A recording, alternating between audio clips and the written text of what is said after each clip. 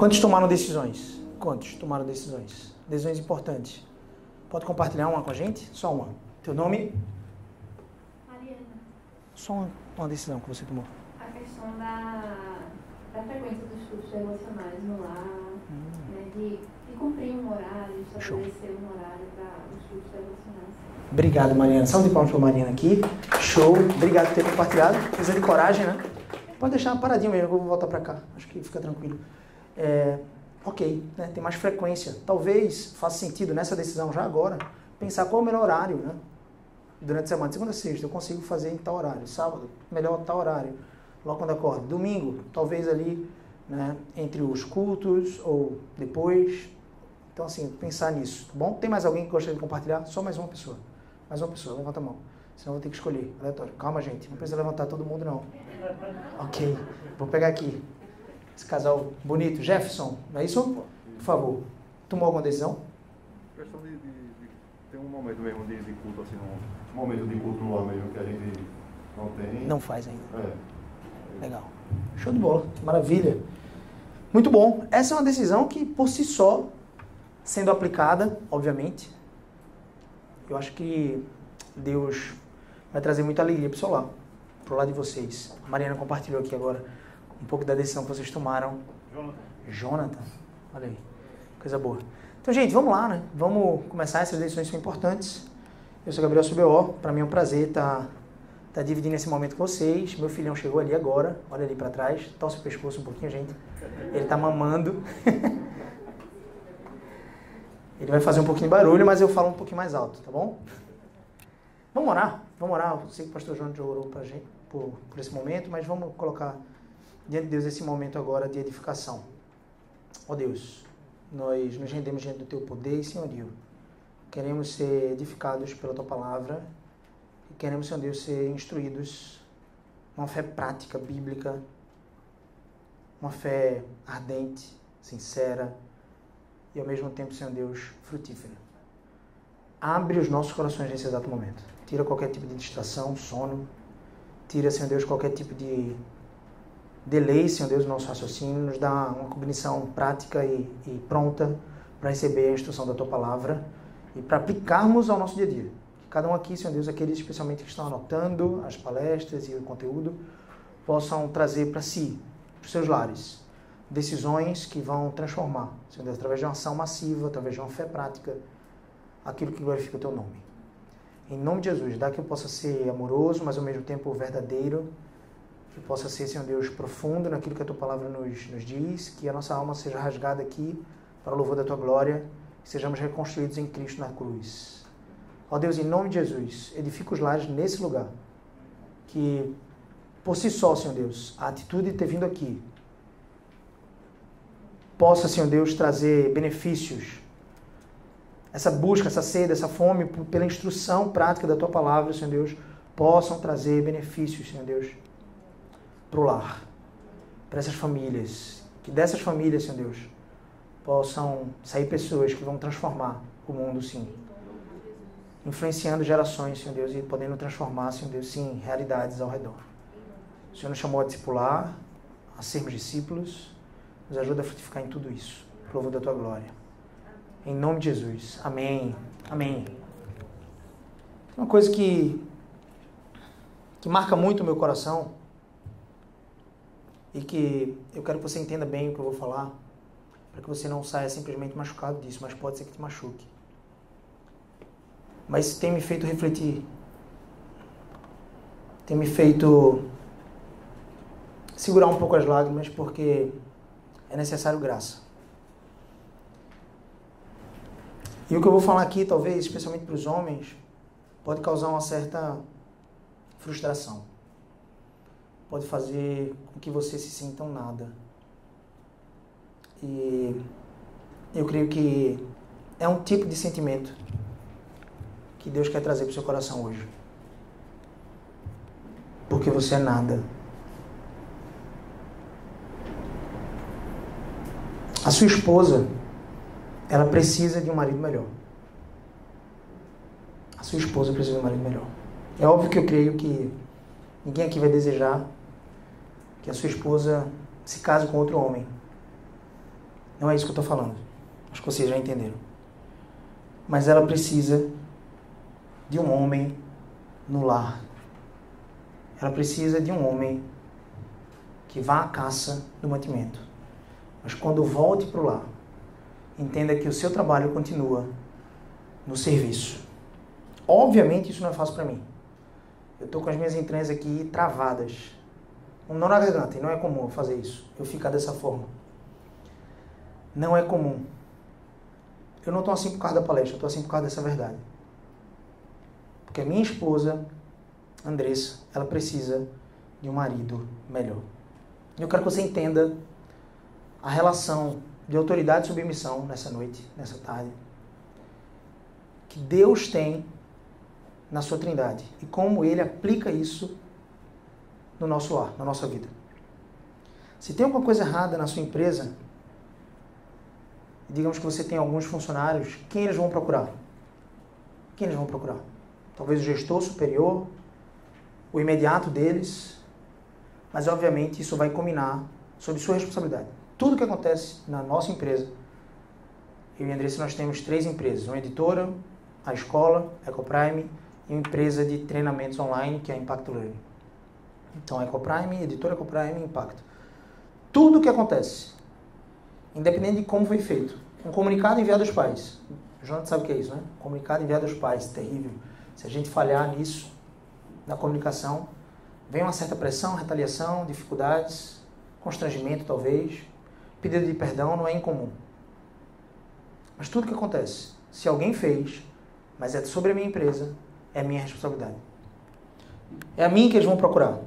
Se tem alguma coisa errada na sua igreja, pastor, quem eles vão procurar? Quem eles vão responsabilizar?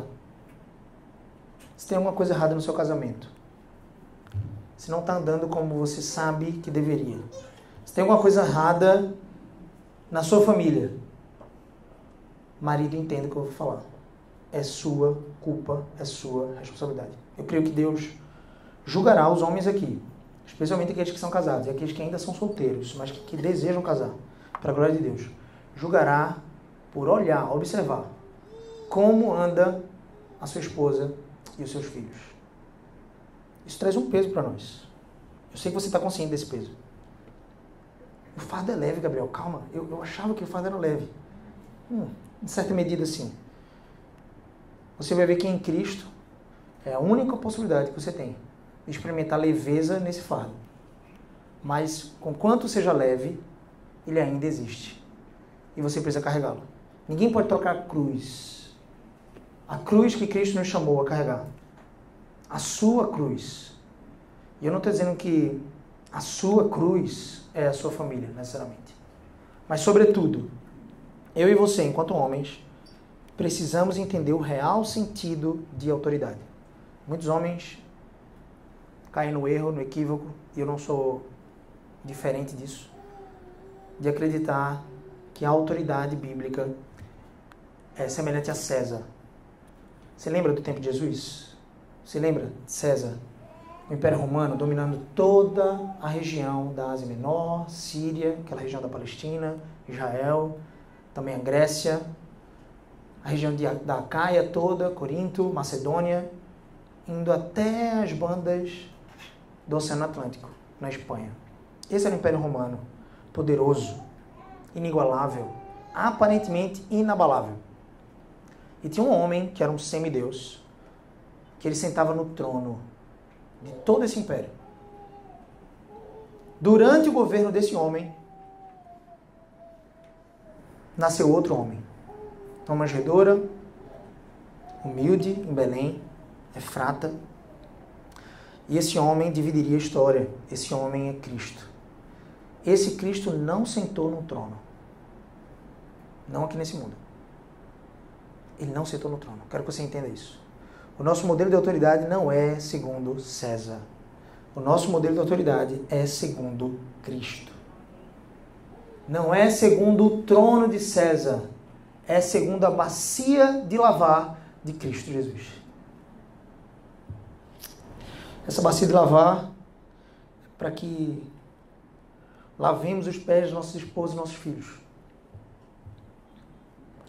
A palavra de Deus nos diz que toda relação humana, ela provém da relação trinitariana. Cristo. Deus Pai e Deus Espírito. Deus Pai, Deus Filho e Deus Espírito Santo. Eles compõem aquilo que desde a origem, desde a criação, funciona como uma relação perfeita, inerrante, o modelo para qualquer outro tipo de relação humana. Eu e você nos relacionamos, e pegando um pouco o gancho do manual, nos relacionamos de forma inapropriada e muitas vezes conflituosa, não apenas porque temos uma natureza pecaminosa, mas porque, sobretudo, deixamos de observar a relação perfeita e a relação que deve ser como parâmetro e referência para que nós possamos, então, conduzir o nosso lar.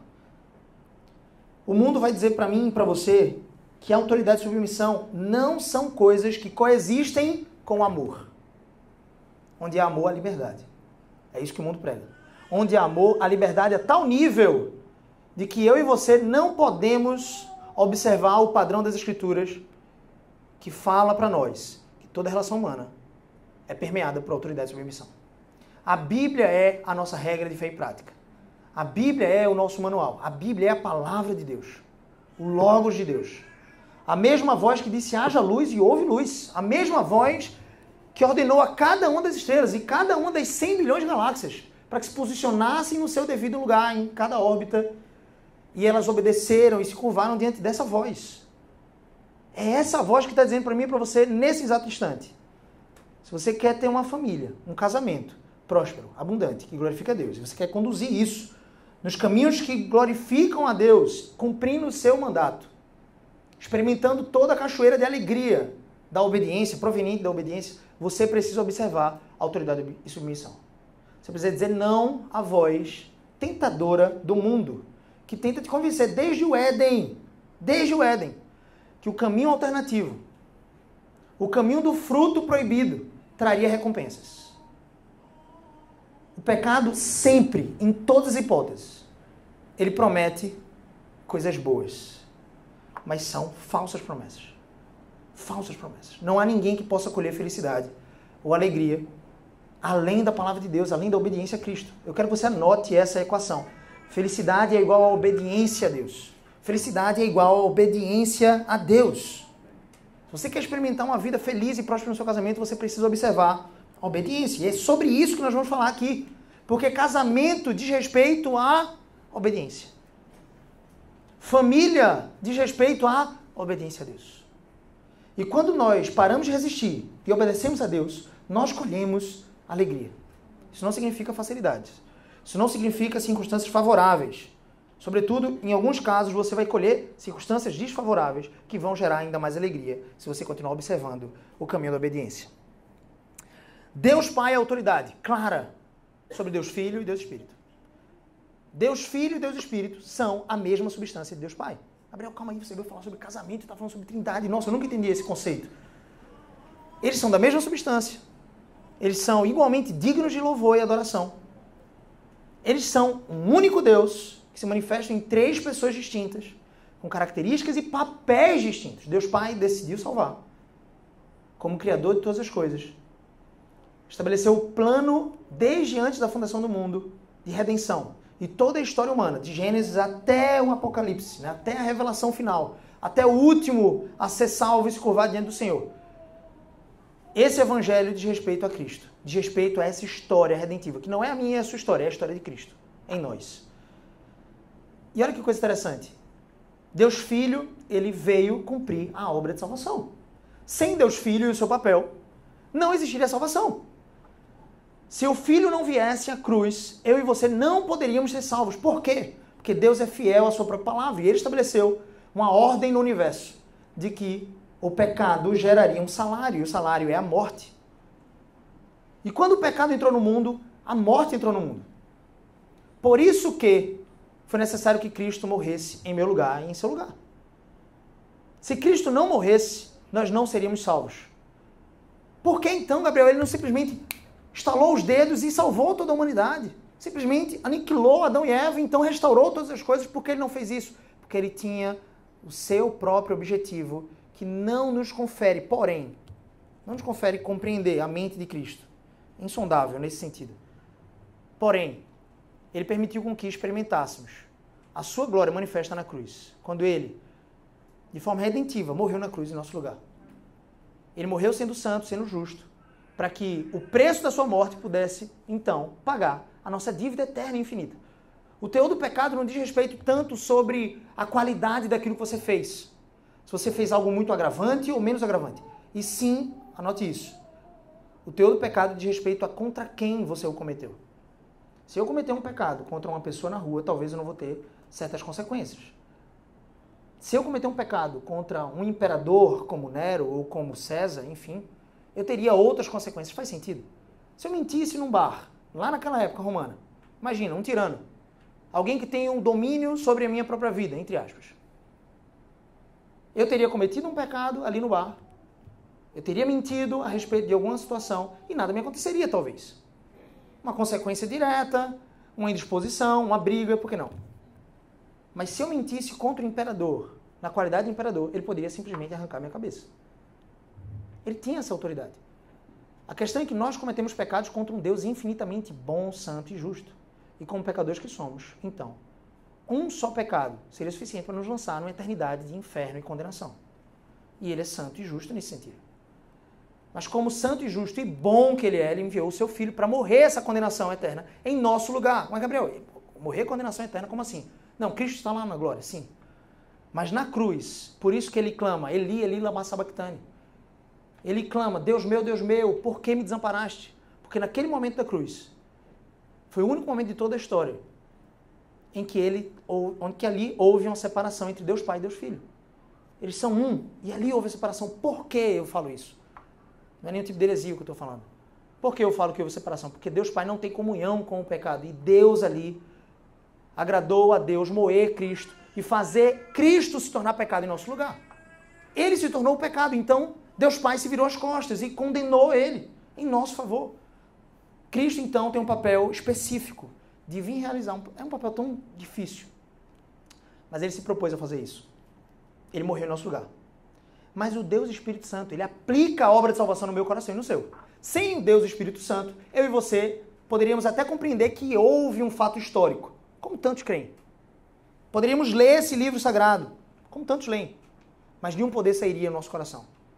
Deus Espírito Santo, então, pega essa obra no seu papel e aplica ao nosso coração. Só que, havendo essa comunhão perfeita e havendo papéis distintos, eles agem de forma uníssona, com o mesmo propósito, com a mesma missão, com o mesmo objetivo. Quem conseguiu entender esse paralelo com o casamento? Eu e você, nos nossos casamentos respectivos, temos papéis distintos. O homem tem um papel distinto da esposa. Não há igualitarismo no casamento, não há. Não tente fazer isso. O mundo vai dizer que você tem que fazer isso, mas não. Existe igualdade de valor diante de Deus, mas não de papéis, não de funções. E sim, nesses papéis da Trindade existe autoridade e submissão. O filho é perfeitamente submisso ao pai. O pai é autoridade sobre o filho. Mas essa autoridade, como eu disse, não é o trono de César. É a bacia de lavar de Cristo. Muitos homens não entendem essa autoridade. Eu me coloco aqui também como alguém que está crescendo nesse entendimento. Precisamos entender o que diz respeito à verdadeira autoridade. A verdadeira autoridade, a bacia de lavar de Cristo. Diz respeito a chegar em casa, por mais que você tenha se cansado para adquirir o pão, e você entender que o seu trabalho continua. E agora você vai trabalhar não mais necessariamente para adquirir mais pão. Alguns homens são obcecados por trazer mais qualidade de vida para suas famílias. Por mais que essa intenção seja muito positiva, você tem 24 horas, você tem que administrar, remir o tempo nesse sentido. E sim, você precisa trabalhar na vida, no coração da sua esposa e dos seus filhos. E quando você está ao redor da mesa, comendo, desfrutando, conversando, fazendo o culto familiar, o culto no lar, você está trabalhando. E o trabalho do homem, sobretudo no lar, é o trabalho da instrução. É o trabalho da instrução. Então, a autoridade e submissão deve estar presente no lar. Essa autoridade não é o trono de César, essa autoridade é a bacia de lavar. Olha o que diz lá Filipenses capítulo 2, versículos 5 a 8. Ouça com reverência, diz assim a palavra de Deus. Tendo em vós o mesmo sentimento que houve também em Cristo Jesus. Ele é a nossa referência. Por isso que numa palestra de casamento eu preciso falar sobre Cristo. Não dá para eu contar meramente piadinhas e esquecer Cristo, porque senão você não vai sair daqui transformado. O seu coração precisa arder por Cristo. Ele é o modelo perfeito. Ele veio resgatar a sua noiva, pagar um alto preço por ela, por mim e por você. O alto preço que Cristo, como noivo, decidiu pagar por mim e por você foi sacrificar em meu lugar, em seu lugar. Por isso ela é a principal referência. Mas esse texto de Filipenses, ele diz respeito não apenas a homens, mas também a mulheres, porque muitos desses textos aplicados vão dizer respeito tanto ao meu papel enquanto marido, quanto ao papel da minha esposa enquanto mulher. Tendo em vós o mesmo sentimento que houve também em Cristo Jesus, pois ele, subsistindo em forma de Deus, não julgou como usurpação ser igual a Deus. Ele a si mesmo se esvaziou, assumindo a forma de servo de Deus. Ele é servo daquele que é a autoridade.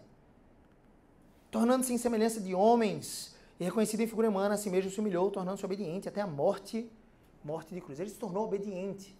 Hebreus capítulo 9, versículo 1, vai dizer que porque ele foi obediente, amou a justiça e odiou a iniquidade, Deus o ungiu com um óleo de alegria. Quero que você entenda isso. Porque ele odiou a iniquidade e amou a justiça, a santidade, a pureza. Você entende aqui os frutos da carne e o fruto do Espírito? Cristo amou o fruto do Espírito e odiou os frutos da carne. E porque ele fez isso em obediência a Deus, Deus revestiu esse homem, sim, 100% homem, 100% Deus, de verdadeira alegria. E é isso que eu e você podemos experimentar no lar, quando nós obedecemos, nos tornando obedientes até a morte. Nos esvaziando do nosso próprio senso de valor e justiça. Quantas discussões, contendas, porfias, né? Discussões acaloradas no seu casamento, não são exatamente porque você não está aplicando esse texto. Porque exatamente você não está se esvaziando. Mas calma aí, Gabriel, eu queria que minha esposa se esvaziasse primeiro. Imagina se Cristo decidisse que ele só ia se esvaziar depois que a igreja se esvaziasse. Ele ia ficar até hoje lá no céu, na glória. No lugarzinho dele, perfeito. E até agora ninguém seria salvo, porque nós não nos esvaziaríamos. A palavra de Deus diz lá em Romanos capítulo 3, 23, que todos pecaram e carecem da glória de Deus. Nós não buscaríamos a Deus. É isso que diz o texto de Romanos. Então Jesus estaria lá até hoje, mas ele decidiu primeiro fazer isso. João capítulo 13, versículo 2 a 5, sobre a autoridade. Durante a ceia, a última ceia, naquele último ano de ministério de Cristo, terceiro ano, ele já estava com os discípulos a 3 encontros naquela Páscoa. Tendo já o diabo posto no coração de Judas Iscariotes, filho de Simão, que traísse a Jesus, sabendo este que o Pai tudo confiara em suas mãos, e que ele viera de Deus e voltava para Deus. Ele sabia quem ele era, ele sabia qual era a função, qual era o papel dele. Se você não sabe quem você é, qual é a sua função, qual é o seu papel, para onde você vai, provavelmente você vai falhar na sua missão dada por Deus. Ele levantou da ceia, tirou a vestimenta de cima, se despiu. Depois deitou água numa bacia e passou a lavar os pés dos discípulos e enxugar-lhes com a toalha que estava cingida. E Pedro diz, não, Senhor, não lava os meus pés. Toda vez que a sua esposa, ou marido, ou senhor, toda vez que a sua esposa não quiser ser servida, diga para ela, meu amor, para que você tenha parte comigo, eu preciso que você me deixe servir. Eu preciso que você me deixe servir. Então Pedro diz, de forma exagerada, então não lave só os meus pés, me dê um banho completo. Ele diz, Pedro, quem já foi lavado só carece de lavar os pés. Efésios capítulo 5, versículo 22, verdades duras, muitas vezes manipuladas de forma equivocada. O empoderamento feminino tem confundido tantas mulheres. Mulheres, a alegria de vocês está nisso, no casamento. Sujeitem-se, cada uma, ao seu próprio marido. Efésios 5, 22 a 27. Sujeitem-se ao seu marido como você se sujeitaria ao Senhor. Todas as vezes que aconteceu uma teofania no Antigo Testamento, ou seja, uma manifestação da segunda pessoa da Trindade, Cristo, quase que em forma humana, presencialmente, para lidar com algum tipo de situação. Todas as vezes que aconteceu isso. Não houve outra postura do ser humano que estava diante de Cristo. Ainda não em forma humana, necessariamente, ainda não em carne, especificamente, não nascido de mulher ainda. Mas essa teofania sempre trouxe temor ao homem. Sempre trouxe temor. Esses homens todos se curvavam diante de Cristo, se ajoelhavam quebrantados, como quem se estivesse sido mortos. Você lembra de João? Se curvando diante de Cristo. Você lembra de Josué? Se curvando diante de Cristo. Moisés. O temor tomava conta. Por quê? Porque ele é o Senhor. a palavra de Deus vai trazer como referência uma mulher que é pouco mencionada na Bíblia, de certa forma. Tantas mulheres estão buscando referências fora, mas olhem para as mulheres, eu não diria grandes mulheres. Eu não acredito que existam grandes homens ou grandes mulheres. Existem mulheres pequenas, pecadoras, homens pequenos, pecadores, grandemente usados por Deus. Essa certamente foi grandemente usada por Deus. Sara, anti-Sarai. Ela, lá em Hebreus, foi mencionada na galeria dos heróis como sendo aquela que é referência. Referência. Porque ela chamava o seu marido de Senhor. Calma aí, Gabriel. Então você está dizendo que eu tenho que chamar o meu marido de Senhor? Não. Aplique isso no seu coração e trate-o como Senhor. É isso que a palavra de Deus está dizendo. E sim, por mais difícil, aparentemente que isso possa parecer, se esvazie dos seus preceitos e se preencha dos preceitos de Deus. Para que você possa, como Cristo, colher alegria. Mulheres, vocês vão encontrar alegria nisso no casamento. Sujeitem-se cada um ao seu marido como ao Senhor, pois o marido é a cabeça da mulher, como também Cristo é a cabeça da igreja, que é o seu corpo, do qual ele é o Salvador. Assim como a igreja está sujeita a Cristo, também as mulheres estejam em tudo sujeitas ao seu marido. Entenda que isso não é condicional. Eu vejo alguns pastores colocando de forma condicional isso. Então, se o marido for amoroso como Cristo, a ponto de sacrificar como Cristo, você então vai entregar uma submissão muito mais simples. Nós não entregamos submissão simples a Cristo e Ele é maravilhoso conosco, sim ou não? Pecamos contra Ele, então não é algo espontâneo. Meu marido, se ele me tratasse como Cristo tratou a igreja, como amou a igreja, se ele se esforçasse por isso, Gabriel, eu certamente seria submissa. Não é condicional. O casamento não é 50-50, eu quero que você entenda isso. O casamento é 100-0, 100%, 0%. Você faz toda a sua parte. E me permita, você não espera nada em troca. Imagina se Cristo esperasse algo em troca da gente. Não, Gabriel, ele espera. Não, ele não espera. Porque ele decidiu te salvar, mesmo sendo você pecador. Antes de você gritar, Senhor, me salva, ele já tinha te salvado, porque o Espírito Santo soprou o seu sopro de vida na sua narina, para que você então pudesse acordar da morte e dizer, eu quero ir até a frente, naquele momento da igreja, eu quero entregar minha vida para Jesus. Você só entregou sua vida para Jesus porque ele te escolheu primeiro, porque ele foi até você primeiro. Faz sentido o que eu quero dizer? Por isso que Jesus diz, não foi vocês que me escolheram, eu escolhi vocês. Ninguém buscaria Deus. Estávamos mortos nos nossos delitos e pecados. Qual o direito que um morto tem? Qual o direito que um morto tem? O que ele faz? Ele não faz nada, ele ouve você, o morto. Quem já esteve diante de um defunto? Quem já foi para o cemitério? Estava lá o corpo estirado, a fragilidade da vida ali diante dos seus olhos. Você falou com aquele ser. De repente você orou ali, clamando a Deus por misericórdia e favor, porque você estava sofrendo e lutado. Aquele morto te ouviu? Aquele morto falou com você? Ele abriu os olhos e reagiu àquilo que você estava falando? Não! O máximo que ele fez foi soltar gases e feder. Porque é próprio do corpo. O direito de um morto é feder. Eu e você estávamos mortos nos nossos delitos e pecados. Estávamos mortos, então não podemos acessar a vida senão Cristo em nós primeiramente, restaurando todas as coisas. Por isso que eu e você, nós não devemos aceitar o nosso papel, nos esforçar por aplicar o nosso papel no casamento, no matrimônio, apenas se a outra parte fizer a parte dela. Não é assim. Cristo morreu, como eu disse, pegue isso. Mesmo eu e você tendo o rejeitado. E o rejeitaríamos até que ele soprou a sua vida em nós. Para que nós pudéssemos dizer, Senhor, eu quero te aceitar. Sim, precisamos tomar essa decisão. Mas só podemos tomar essa decisão porque conseguimos ouvir a sua voz. Porque conseguimos ver. Isso só é possível para um vivo. Hebreus capítulo 13, versículo 17 diz, obedeçam aos seus líderes e submetam-se à autoridade deles. Deus está falando isso para a igreja como um todo. E sim, num casamento, o líder é o marido. Eles cuidam de vocês como quem deve prestar contas. Isso é aplicado aos pastores, obviamente, aos presbíteros.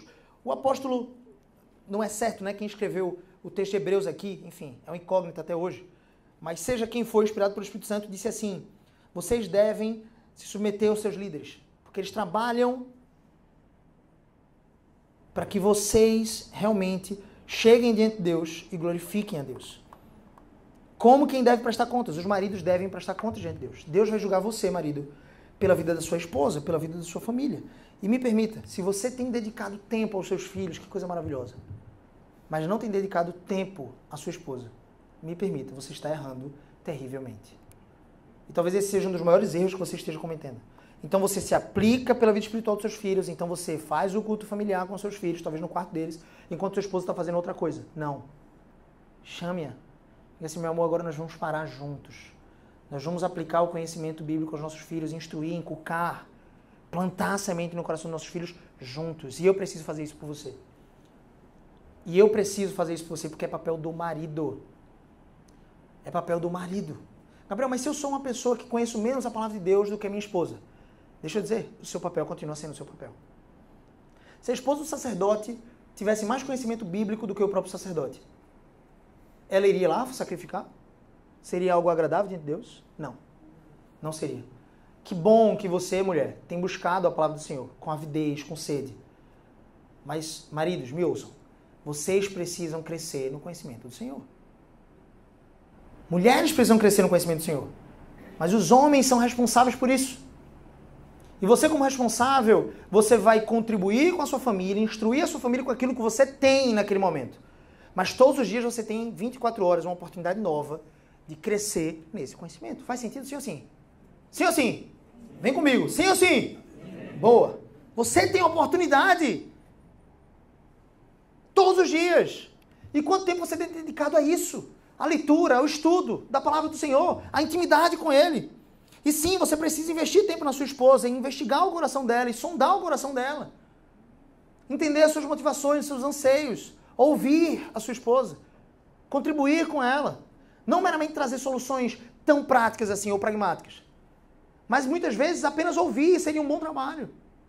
E talvez encorajar a sua esposa a buscar um pouco mais do Senhor. A estudar um pouco mais. E talvez vocês deveriam ler algum livro juntos da palavra de Deus. Não estou me referindo a ler um livro que seria muito proveitoso, uma literatura de apoio. Sobretudo, ler a palavra de Deus. Se temos tempo para ler mais algum outro livro, sei lá, Pastoreando o Coração da Criança, vamos ler juntos porque queremos pastorear o coração dos nossos filhos. Queremos então guiar a nossa família na fé, então eu vou ler Família Guiada pela Fé, do Vold Balcon, então eu vou ler Pastores da Família, junto com a minha esposa, então eu vou ler Fidelidade, então eu vou ler, enfim, Reformando o Casamento, Douglas Wilson. Quantos outros livros podemos ler? Mas, sobretudo, a palavra de Deus deve ser lida. Isso vai te forçar, marido, a buscar o conhecimento de Deus, porque você foi chamado para instruir. Calma aí, Gabriel, mas eu não sou pastor, você é o pastor da sua lar. O pastor não chega no seu lar tão frequentemente quanto você está lá.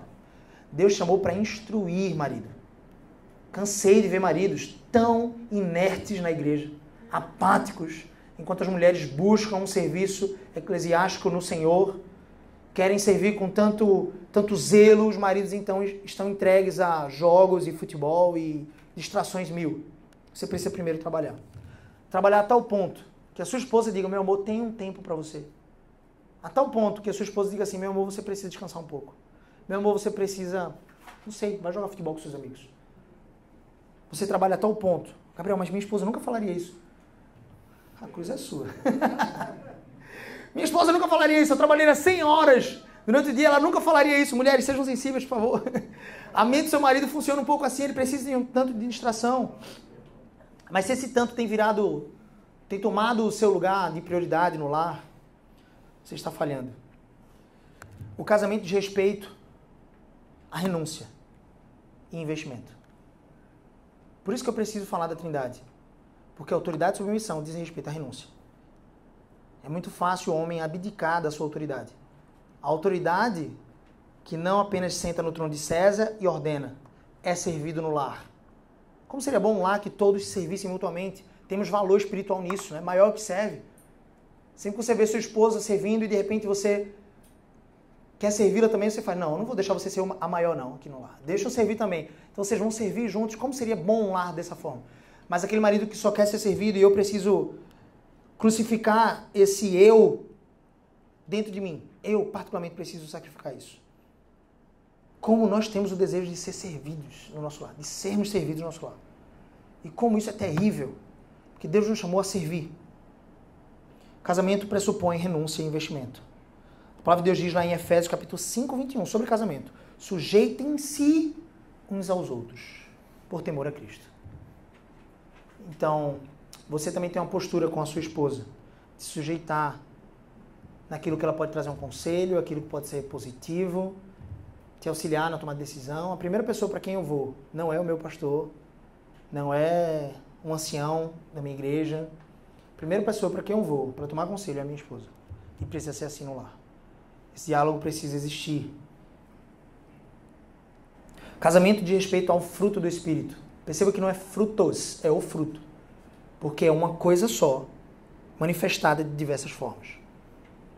O Sermão do Monte diz o que? Bem-aventurados são os mansos, os humildes de espírito, bem-aventurados são os que têm fome e sede de justiça, e a gente pensa assim, nossa, eu sou o cara que tem sede e fome de justiça. Mas manso... Não, entenda. As bem-aventuranças em Mateus capítulo 5, o Sermão do Monte, o início ali, está falando sobre um caráter. Um único caráter de Cristo. Então não é que você se reconhece como que tem sede e fome de justiça, mas ao mesmo tempo você não é manso, então você não entendeu. Você tem que buscar aquele caráter. Por isso que é o fruto do Espírito. Lá em Gálatas capítulo 5, versículo 22 e 26 diz: mas o fruto do Espírito é amor, alegria, paz, longanimidade, benignidade, bondade, fidelidade, mansidão, domínio próprio. Isso que as pessoas falam tanto sobre inteligência emocional, domínio próprio, está aqui. Dominar os seus pensamentos. Filipenses capítulo 4, o que é que você tem que pensar? Filipenses capítulo 4, está lá, versículo 8. Tudo que é bom, agradável, se tem alguma boa fama, se tem algum louvor, se é amável, se é respeitável. Tem que ser isso que deve ocupar o seu pensamento. E se você tem pensamentos bons, como será a sua ação? A palavra de Deus diz lá em Provérbios que assim como você pensa, assim você é. Então nós precisamos permear nossa mente de bons pensamentos para termos então uma boa gestão emocional, domínio próprio. Naquilo que eu penso, naquilo que eu falo, naquilo que eu exalo, como eu me comporto. Será que aquela palavra vai edificar ou ela vai ser como estricnina, um veneno para o meu casamento? E a palavra de Deus vai dizer que nós precisamos falar aquilo que edifica. O fruto do Espírito então é bondade, fidelidade, mansidão, domínio próprio. Contra essas coisas não há lei. Se eu não falo sobre o fruto do Espírito, você não entende como governar o seu lar. Você não entende como viver um casamento que realmente seja próspero e abundante, porque você precisa frutificar. Sim, o casamento diz respeito a Cristo e à igreja. Efésios capítulo 5, ele está se referindo a Cristo e à igreja. Ele faz uma aplicação prática daquilo que acontece lá em Mateus, quando Jesus fala que o homem deixará pai e mãe e se tornará uma só carne, quando ele cita Gênesis. Lá em Efésios capítulo 5 ele diz: o homem vai deixar pai e mãe, vai se tornar independente dos seus pais, da sua primeira família. E então na sua segunda família agora, ele vai se tornar uma só carne com aquela esposa, aquela mulher, uma única mulher. Se tornando uma só carne. A ideia de coabitação. Coabitar, biblicamente, significa fazer sexo mesmo. Quando você ouve na escola falando sobre que dois corpos não podem ocupar o mesmo lugar no espaço, isso não se aplica no casamento. Quando você está diante de um ato sexual com a sua esposa, você está louvando a Deus. E Satanás fica louco com isso. Porque ele quer distorcer isso de tal forma que você pense que o sexo no lugar certo, na hora certa, na frequência certa, na verdade, não existe. Como tantas piadinhas, né? No Instagram, tantos memes sobre casamento. Casem é ótimo. E a gente ri à toa dessas piadas sobre algo tão santo que Deus instituiu para a glória do seu nome aqui na Terra. O sexo dentro do casamento, no lugar certo, ele glorifica a Deus. É um cântico de adoração ao Senhor. E você ali está coabitando, se tornando no ápice da intimidade humana, que não é na amamentação, que não é o cordão umbilical. É quando você e sua esposa se deitam na cama para coabitar, para estarem juntos, para se tornarem um. E óbvio, quando você faz essa aliança de casamento, você está se colocando diante de Deus em submissão à sua palavra, de forma obediente. E muitos maridos, muitas esposas, estão, na verdade, insatisfeitos com essa área de sua vida. Mas não é essa área, é a sua própria vida. Não desmembre, na minha área sexual eu não estou tão satisfeito, mas no casamento está tudo bem. Não existe essa dicotomia. É uma coisa só, é o fruto. E se você frutifica em amor, alegria, paz, longanimidade, benignidade, bondade, fidelidade, mansidão, domínio próprio, você entende o que significa obediência a Deus. E obedecer a Deus significa, sim, coabitar com sua esposa. E eu não estou dizendo que a Bíblia se preocupa em dizer uma frequência ideal, mas com certeza ela diz, precisa ser frequente. Casamento sem sexo não é casamento. E eu não estou dizendo com isso que em situações específicas de doença ou cirurgia, ou de impossibilidades, né, você não possa passar um tempo de abstinência clara dentro do seu casamento. Isso seria para a glória de Deus. Mas tudo mais constante, havendo possibilidade, saúde, Sim, vocês devem se alegrar com esse ato de intimidade e louvor a Deus, que tem a ver com frutificar para o Santo Espírito. É o fruto do Espírito em você, e essa aplicação não se aplica apenas ao sexo. Isso se aplica a todo o casamento. O casamento diz respeito a eu me tornar mais parecido com Cristo, e a minha esposa se tornar mais parecida com Cristo. Não é a minha esposa se tornar mais parecida comigo, você percebeu ou não? Não é sobre eu me tornar mais parecido com a minha esposa. É sobre juntos nos tornarmos mais parecidos com Cristo. Eu vou fazer uma analogia simples aqui. O pneu da bicicleta tem vários aros, certo? Aquelas bicicletas tradicionais. Quando elas se aproximam daquele cubo de rolamento. Homens, vocês estão me entendendo, estão conseguindo desenhar esse cubo de rolamento? Sim, tem vários aros. Mulheres, se esforcem por pegar, né, essa figura. Eu não estou dizendo que vocês não andam de bicicleta, andam, mas assim, talvez esteja menos presente para vocês. Né, o moto, etc. Geralmente os homens são mais apaixonados por esse tipo de coisa. Não necessariamente são apaixonados. Eu não sou apaixonado por moto, mas eu sei o que seria um aro de bicicleta, ok? Então você consegue aplicar isso, essa imagem. Visualize essa imagem. Quando os aros se aproximam desse cubo de rolamento, que faz todo sentido, e a roda girar, eles estão os mais próximos possíveis um do outro. Fez sentido ou não? Os raios. Eu falei o quê? Aro. E o que é aro mesmo? Ah, o aro é o... Ok. Olha aí. Tá claro nem pra mim. Raio liga o aro ao cubo de rolamento. Faz sentido? Agora todo mundo tá especialista. Agora, papai, todo mundo vai sair daqui de bicicleta. O raio se aproxima um do outro. O ponto que eles estão mais próximos é no cubo de rolamento. Quando eu e você estivermos buscando a intimidade com Cristo, nos tornar mais parecidos com Cristo, e a nossa esposa também, e é nossa responsabilidade conduzi-la nesse sentido. Mulheres, por favor, não esperem de seus maridos, mas obviamente, eu louvo a Deus porque minha esposa tem buscado esse sentido, e tem se esforçado e estudado, e ela tem sido uma mulher forte nesse sentido. Mas eu, não apenas porque ela é forte e busca por si mesma, eu não posso negligenciar o fato de eu também ter que conduzi-la, entender como é que ela está, entender que precisamos nos apoiar juntos. Meu amor, você gosta quando eu faço esse tipo de coisa? Quando eu pergunto sobre sua vida devocional e quando a gente ora junto, sim? É óbvio que ela vai ser grata a isso. Porque cuidado de Deus na vida dela, eu fui posto para isso. Então nós estamos buscando a Cristo e a imitação dele, porque isso glorifica a Deus. É o ápice da nossa vida, sim, porque nós fomos criados para isso, para a imitação de Cristo e glória de Deus. Como nós glorificamos a Deus? O fim da nossa vida é essa, a glória de Deus. Eu e você, nós fomos criados para isso. A imagem e semelhança dele, corrompidos pelo pecado, agora restaurados em Cristo Jesus. Um novo espírito, uma nova vida, para frutificarmos. E aquela árvore que não frutifica é arrancada e lançada no fogo. Mas eu e você que frutificamos no Espírito, nós glorificamos a Deus quando nos tornamos mais parecidos com Cristo na sua obediência perfeita ao Pai.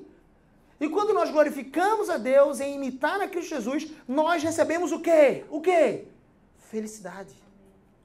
Felicidade no casamento de respeito à obediência a Cristo. Entendimento dos seus papéis, da sua verdadeira identidade, aplicação do fruto do Espírito no seu lar. E então você se tornou uma só carne. Gênesis 2, 24 a 25 diz: por essa razão o homem deixará pai e mãe, se unirá à sua esposa, e eles se tornarão uma só carne. Você abandona a sua primeira família. Quando eu digo abandono, não significa que você não vai tratar, honrar os seus pais, que você não vai, né, visitá-los, ou apoiá-los, ou supri-los, né, financeiramente, talvez, emocionalmente. Mas agora você tem uma nova família, uma nova prioridade. E os seus pais precisam entender isso. E você precisa ser respeitoso nesse aspecto, de conduzi-los caso o seu pai seja um pouco mais invasivo em relação à sua nova família. Eles agora se tornaram seus familiares, e a sua família é você, sua esposa e seus filhos. Até que você prepare os seus filhos para iniciarem a terceira família. Esse é o fim. A finalidade da segunda família. Formar outros, homens e mulheres bíblicos, que agora tomem esposas e maridos bíblicos e glorifiquem a Deus na terceira família. O fruto se manifesta dessa forma. 1 Coríntios capítulo 13. Sim, você já viu esse texto. E eu quero, obviamente, aplicar esse texto ao nosso contexto de casamento. O amor é paciente, o amor é bondoso. Ele não se inveja, não se vangloria, não se orgulha, não maltrata, não procura seus interesses, não se ira facilmente, não guarda rancor. O amor não se alegra com a justiça, mas se alegra com a verdade. Tudo sofre, tudo crê, tudo espera, tudo suporta. Esse amor está presente na Trindade, entre si, de forma perfeita. E ele precisa estar presente no nosso lar. Mas, Gabriel, não observe esse amor no meu lar. Meu marido não consegue aplicar esse amor. Faz sentido. Ele é bem falho. Você pode ser um pouco paciente aqui no seu exercício do amor. Está dizendo aqui que o amor é paciente. Você está sendo um pouco paciente? Você está buscando a Deus? Você está sendo o Natan que seu cônjuge precisa? Sim, você lembra daquele episódio em que Davi, ele traiu a Deus, né? Desobedeceu a Deus, possuindo Batseba? Você lembra disso? a esposa de Urias? Você lembra como Natã, o profeta, que inclusive é o nome do nosso filho, justamente por causa dessa história, você lembra como o profeta entrou no salão do rei e exortou o rei com sabedoria? Você lembra dessa analogia que ele usou da ovelhinha? O homem tinha muitas ovelhas e um outro tinha uma única ovelha. Ele era humilde, pobre, vizinho a esse outro homem rico, abastado, com muitas ovelhas. Esse homem simples, ele se deitava com aquela ovelhinha, ele penteava aquela ovelhinha, aqui eu estou parafraseando, ele cuidava daquela ovelhinha como se fosse sua própria filha. Sua própria vida estava naquela ovelhinha. Esse era Urias. A ovelhinha era Batseba. Então, o homem rico. Chegou um outro hospedeiro, um hóspede no seu lar, e ao invés dele sacrificar uma de suas ovelhas, o que é esse hospedeiro? Nós podemos entender que é o desejo sexual. Ele cobiçou Batseba. Ocioso que estava, andando, naquela época que os reis saíam para a guerra, ele não saiu. Homem, se você está ocioso no celular, cuidado. Olha a brecha que você está criando. Se você está navegando aleatoriamente na internet, cuidado, olha a brecha que você está criando. Davi estava ocioso, passando no eirado do seu palácio, e ele então viu aquela mulher. E eu não quero questionar aqui as intenções de Batseba, etc. Eu quero falar do que estava no coração de Davi. O desejo, a cobiça. E ele ordenou que ela viesse. Ele se lidou com ela. Natã então diz, esse homem matou aquela ovelhinha. Do único homem. A única ovelhinha daquele homem humilde. E então o rei disse, eu ordeno que esse homem seja morto. Porque é uma injustiça óbvia, flagrante. E Natã então diz, Davi, esse homem é você. Então ele se quebranta, compõe o Salmo 51, se derrama diante do Senhor. Ele estava sendo esmagado pelo seu próprio pecado, porque ele também tinha matado Urias na guerra contra os filisteus. E o que eu quero dizer? Será que você tem sido o Natã que o seu cônjuge precisa? O Natã é aquele exortador, é aquele que chama o cônjuge de forma amorosa, é aquele que pega o bisturi, não um facão, e faz uma pequena cirurgia na alma do seu cônjuge. Você entende essa ilustração? Imagina se eu virasse para você e fizesse assim, preciso fazer uma cirurgia, você me vê com um facão na mão. Você se deitaria na maca? Pelo amor de Deus! E você tem chegado com um facão na frente da sua esposa, do seu marido, para exortá-lo. Talvez na frente dos filhos, inapropriadamente. E você não tem sido cuidadoso com as palavras como Natã foi. Cuidadoso no espírito. Pega um bisturi. Faça a cirurgia. Retire aquilo que Deus está mandando retirar. E o que Deus manda retirar? É aquilo que está desconforme, né? Não está conformado àquilo que a palavra de Deus diz na vida do seu cônjuge. E então você fecha e você faz aquela costura bem delicada. Para ficar uma pequena cicatriz. Imperceptível, talvez.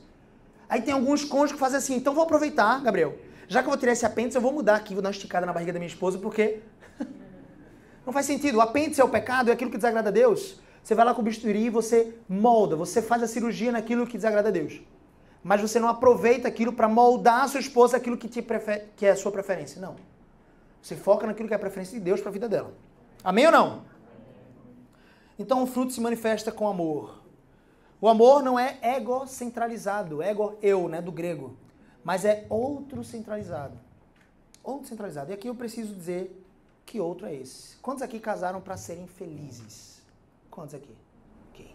Quantos casaram para fazer o outro feliz? E agora todos vão levantar a mão, talvez. Quantos casaram para fazer o outro? Quem não está levantando a mão, miserável. Já olha aí. Já olha para o lado. Vou perguntar de novo, hein? Quem casou aqui para ser ou fazer o outro feliz? Eita, eu enganei todo mundo. A gente não casa para fazer o outro feliz, gente. A gente casa para a glória de Deus. E eu sei que isso se manifesta em se esforçar diariamente, como se, presta atenção nisso, como se a alegria do outro dependesse de você, mas graças a Deus que não depende, você vai falhar miseravelmente. Tira esse fardo das costas do seu cônjuge. Você não me faz feliz. Eu não estou mais me sentindo feliz. É a geração do mimimi, a geração que não aguenta nada, fragilizada.